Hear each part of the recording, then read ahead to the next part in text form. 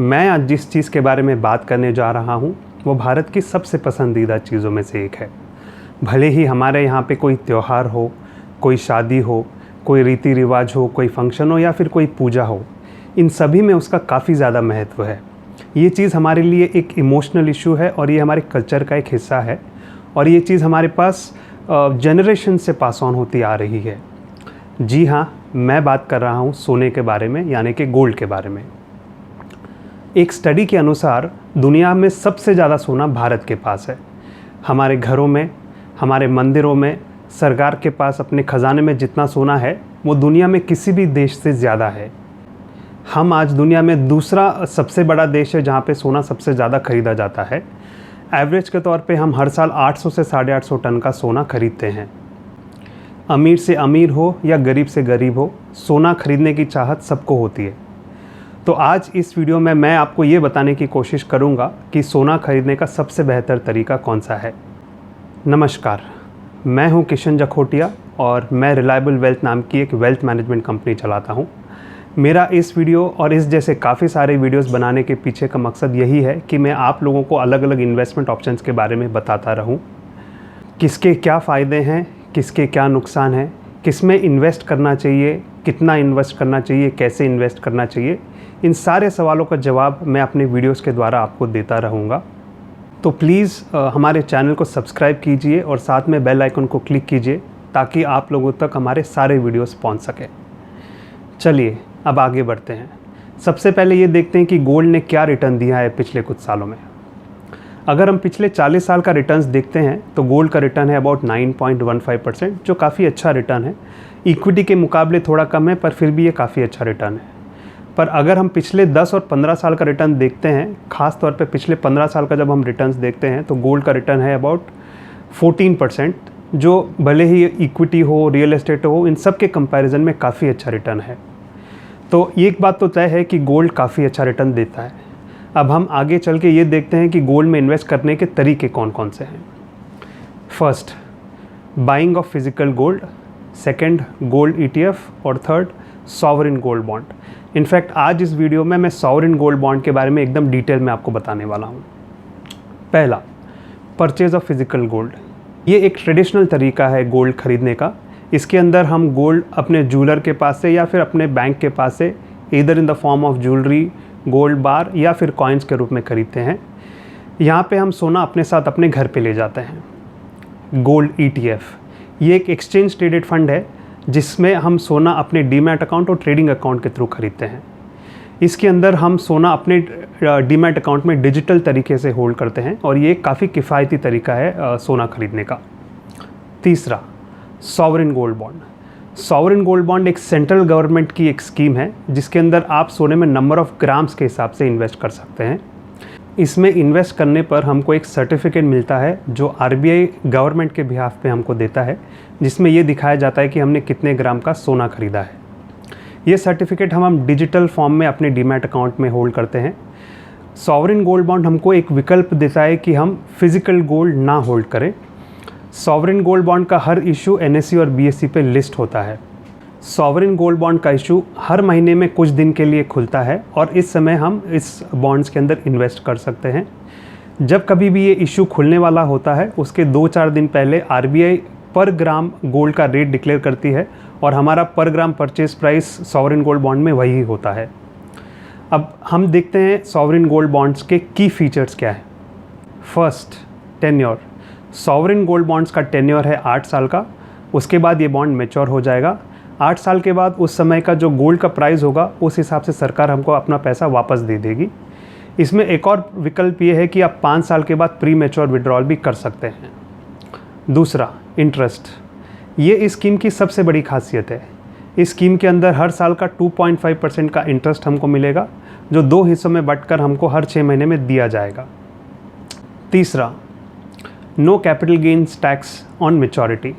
ये अगेन इस स्कीम की एक सबसे बड़ी खूबी है, जिसके अंदर हम लोग अगर मैच्योरिटी तक इस स्कीम के अंदर इन्वेस्टेड रहते हैं तो इसके अंदर जो गेन्स बनेंगे उस पर हमको कोई टैक्स नहीं देना पड़ेगा। फोर्थ, कौन कौन इसमें इन्वेस्ट कर सकते हैं। इसमें individuals, trusts, charitable institutions, HUF, universities, ये सभी इन्वेस्ट कर सकते हैं। NRIs इसमें इन्वेस्ट नहीं कर सकते हैं। फिफ्थ, इसके अंदर हम लोग मिनिमम 1 ग्राम से लेके 4 किलो तक का सोना पर पर्सन खरीद सकते हैं। सॉवरिन गोल्ड बॉन्ड को लॉन्च करने के पीछे सरकार का मकसद क्या है? हम हर साल तकरीबन 800 टन का सोना खरीदते हैं। इंडिया में हम लोग सिर्फ 2 टन का सोना प्रोड्यूस करते हैं, बाकी का 99.5% का जो सोना आता है वो बाहर के देशों से आता है। तो इस सोने को ख़रीद करने के लिए काफ़ी सारी हमारी फॉरेन एक्सचेंज खर्च होती है। तकरीबन हर साल 2 लाख करोड़ के ऊपर का फॉरेन एक्सचेंज हमारा सोना खरीदने में जाता है। इसके अलावा हमारा ट्रेड डेफिसिट और करंट अकाउंट डेफिसिट भी बढ़ता है। तो ट्रेड डेफिसिट और करंट अकाउंट डेफिसिट को कम करने के लिए और फॉरेन एक्सचेंज को मेंटेन करने के लिए सरकार ने ये स्कीम को लॉन्च किया था 2015 के अंदर। अब हम सॉवरिन गोल्ड बॉन्ड्स को फिजिकल गोल्ड और गोल्ड ETF से कंपेयर करते हैं। हम ये कंपैरिजन टोटल 8 पॉइंट्स के थ्रू करेंगे। सबसे पहला है रिटर्न्स। अगर हम फिजिकल गोल्ड और गोल्ड ETF का रिटर्न्स देखेंगे तो वो एक्चुअल गोल्ड रिटर्न से कम होगा, वेयर सॉवरिन गोल्ड बॉन्ड का रिटर्न एक्चुअल गोल्ड के रिटर्न से ज़्यादा होगा। दूसरा, सेफ्टी। फिजिकल गोल्ड बॉन्ड में थोड़ा चोरी का डर होता है, वेयरएस गोल्ड ETF और सॉवरिन गोल्ड बॉन्ड्स में चोरी का डर नहीं होता है, क्योंकि वो इधर सर्टिफिकेट या डीमैट फॉर्म में होल्ड किया जाता है। तीसरा, interest on investment. Physical gold bond और गोल्ड ETF पे हमको कोई इंटरेस्ट नहीं मिलता है, वेयरएस सॉवरिन गोल्ड बॉन्ड में हमको हर साल का 2.5% का इंटरेस्ट मिलता है। Fourth, liquidity. Physical gold bond और गोल्ड ETF का लिक्विडिटी काफ़ी ज़्यादा है, मतलब आप इसको कभी भी बेच के निकल सकते हैं। बट सॉवरिन गोल्ड बॉन्ड का मिनिमम लॉक इन 5 ईयर्स का है। इसमें ये एक ऑप्शन ये भी है कि 5 साल के पहले भी आप NSE या BSE से निकल सकते हो इस बॉन्ड्स के थ्रू, बिकॉज ये बॉन्ड्स लिस्टेड होते हैं।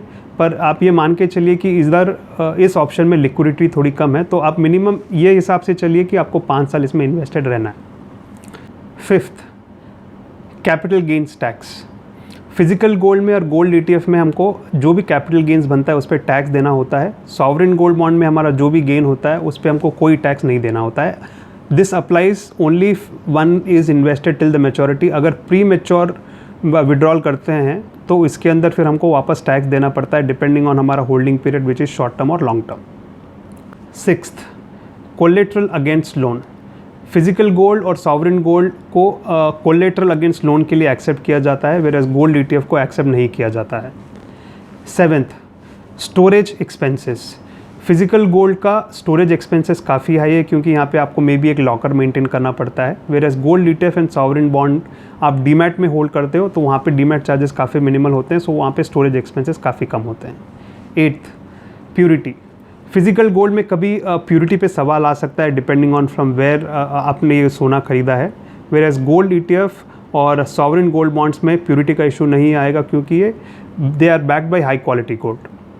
अगर हम ये सभी पॉइंट्स को कंपेयर करते हैं तो आप ये देखेंगे कि इन 8 में से तकरीबन 7 में सॉवरिन गोल्ड बॉन्ड काफ़ी खरा उतरता है, वेयर एज ओनली 4 में गोल्ड ETF खरा उतरता है और 2 में ही फिजिकल गोल्ड खरा उतरता है। तो इससे एक बात साफ़ होती है कि सॉवरिन गोल्ड बॉन्ड एक सबसे अच्छा तरीका है गोल्ड में इन्वेस्ट करने का। चलिए अब सॉवरिन गोल्ड बॉन्ड्स के बारे में कुछ और पॉइंट्स भी समझ लेते हैं। यस, इसमें पूरा अलॉटमेंट मिलेगा अगर आपने फॉर्म सही से भरा हो। दूसरा, इसमें माइनस भी इन्वेस्ट कर सकते हैं। तीसरा, इस पे जो इंटरेस्ट आएगा उस पर कोई TDS नहीं होगा। चौथा, इसमें पार्शियल विड्रॉल की फैसिलिटी अवेलेबल है। तो फॉर एग्जांपल लेट से अगर आपने 100 ग्राम सोना ख़रीदा है और आपको सिर्फ 25 ग्राम सोना निकालना है, तो आप वो 5 साल के बाद 25 ग्राम का सोना भी निकाल सकते हो। फिफ्थ, ये आप किसी को ट्रांसफ़र भी कर सकते हो और आप इसको गिफ्ट के रूप में भी किसी को दे सकते हो। सिक्स्थ, कैश में परचेस करने की लिमिट है सिर्फ 20,000 रुपया। 20,000 के ऊपर अगर आपको सॉवरिन गोल्ड बॉन्ड खरीदना है तो वो आप इधर चेक या ऑनलाइन सिस्टम के थ्रू ही खरीद सकते हैं। फाइनली मैं आपको एक एग्जांपल से बताता हूँ कि एक्चुअली सॉवरिन गोल्ड बॉन्ड में इन्वेस्ट करने से आपको कितना ज़्यादा फ़ायदा हो सकता है। फ़र्ज़ कीजिए कि आपके परिवार में कुछ सालों में एक शादी होने वाली है और आप उसके लिए अभी से सोना खरीद के रख रहे हो। अगर आप ज्वेलरी खरीद रहे हो वो तो ठीक है, पर अगर आप गोल्ड बार खरीद के रख रहे हो तो मैं ये आपको बताता हूँ कि अगर आप सॉवरिन गोल्ड बॉन्ड में इन्वेस्ट करोगे तो आपको कितना ज़्यादा उसका फ़ायदा हो सकता है।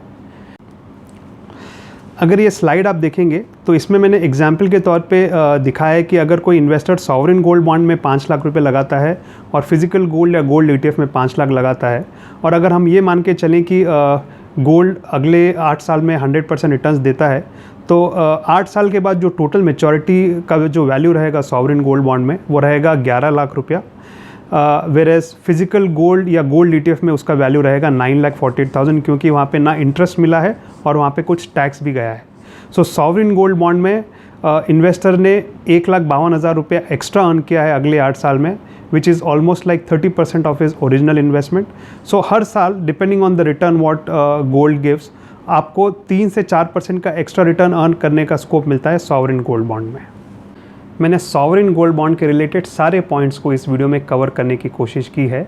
फिर भी अगर आपको कुछ और जानना हो तो प्लीज़ उसके बारे में आप कमेंट सेक्शन में मेंशन कीजिए। डिस्क्रिप्शन में मेरा ईमेल आईडी और मोबाइल नंबर भी है, आप मुझे उस पर भी रीच आउट कर सकते हैं। फाइनली अगर आपको ये वीडियो पसंद आया तो प्लीज़ हमारे चैनल को सब्सक्राइब कीजिए और साथ ही बेल आइकन को क्लिक कीजिए, और आप ये वीडियो अपने फैमिली और फ्रेंड्स के साथ भी प्लीज़ शेयर कीजिए ताकि उनको भी इस वीडियो का फ़ायदा मिल सके। थैंक यू एंड धन्यवाद।